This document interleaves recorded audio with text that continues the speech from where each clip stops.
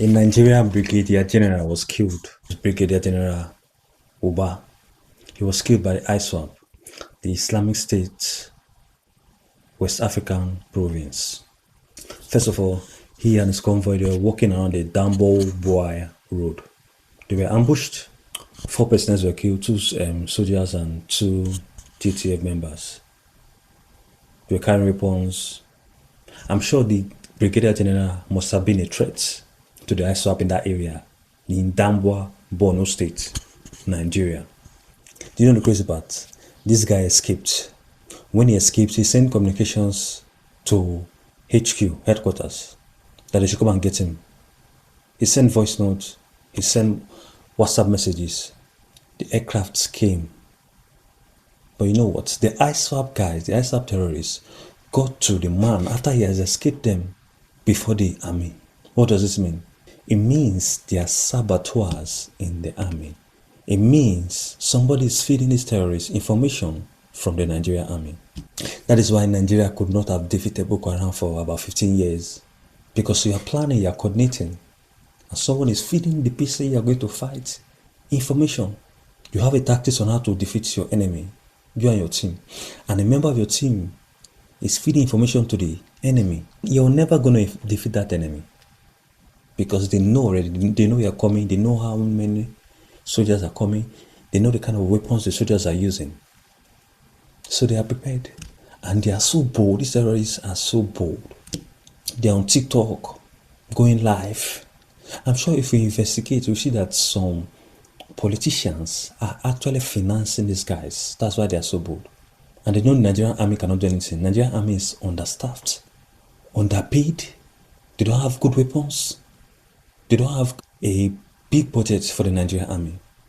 All our politicians, they know how to steal the money. Steal the money. After they killed the Brigadier General, 24 hours, they kidnapped 25 girls in Kebbi State. Insecurity everywhere. Insecurity everywhere.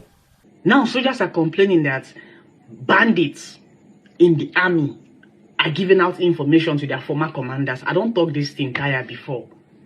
You go arrest a known bandits, they don't give you order to unalive them, so you know go against that order.